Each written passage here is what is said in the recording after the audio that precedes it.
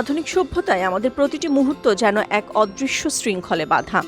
অ্যালার্মের শব্দে ঘুম ভাঙা থেকে শুরু করে মৃত্তিকাভেদী দৌড়ঝাঁপ সবকিছুই নিয়ন্ত্রিত হয় কবজিতে বাঁধা এই ছোট্ট যন্ত্রটার ইশারায়। কিন্তু কল্পনা করুন এমন এক পৃথিবীর কথা যেখানে ঘড়ির কাঁটা কেবল একটি জড় বস্তু ছাড়া আর কিছুই নয়। শুনতে অবাক করা হলেও বাস্তবে এমন স্থান পৃথিবীতেই আছে। নরওয়ের উত্তর প্রান্তের আর্কটিক সার্কেলের কোলে অবস্থিত সোমারয় দ্বীপটি ঠিক এমনই এক মায়াবী ও বৈচিত্র্যময় লীলাভূমি, যেখানে মানুষ সময়ের গোলামি ছেড়ে প্রকৃতির আনন্দ ছন্দে বাঁচতে শেখে। সোমারয় শব্দটির আক্ষরিক অর্থ হল গ্রীষ্মের দ্বীপ। এই নামটির সার্থকতা লুকিয়ে আছে এর ভৌগোলিক অবস্থানে। মেরু অঞ্চলের সন্নিকটে হয় প্রতি বছর মে থেকে জুলাই মাস পর্যন্ত এখানে সূর্য এক মুহূর্তের জন্য দিগন্তের নিচে নামে না, অর্থাৎ টানা ৬৯ দিন এখানে ২৪ ঘন্টাই আকাশ আলোকিত থাকে। আবার এর বিপরীতে ডিসেম্বর ও জানুয়ারি মাসে নেমে আসে জমাট অন্ধকার। কয়েক সপ্তাহ ধরে সূর্যের দেখা মেলে না এক মুহূর্তের জন্য।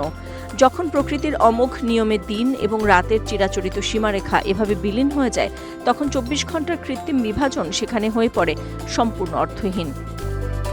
২০১৯ সালে সোমারয় বাসিন্দারা এক নজিরবিহীন বৈপ্লবিক পদক্ষেপ গ্রহণ করে। তারা নরওয়ে সরকারের কাছে আনুষ্ঠানিকভাবে সোমারয়কে বিশ্বের প্রথম টাইম ফ্রি জোন বা সময়মুক্ত এলাকা হিসেবে স্বীকৃতি দেওয়ার দাবি জানান। সোমারয়ের জীবনযাত্রা আমাদের চেনা ৯টা ৫টা সংস্কৃতির গালে এক সপাটে চড়।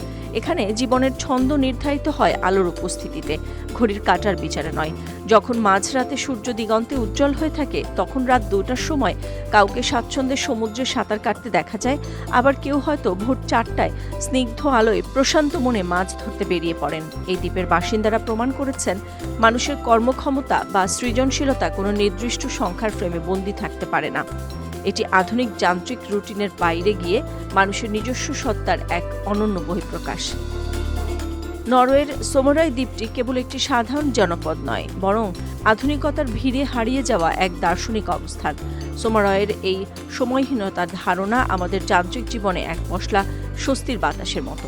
যেখানে পৃথিবীর বাকি অংশ সময়ের পেছনে ছুটছে, সেখানে সোমারয় থমকে দাঁড়িয়ে উপভোগ করছে বর্তমানকে।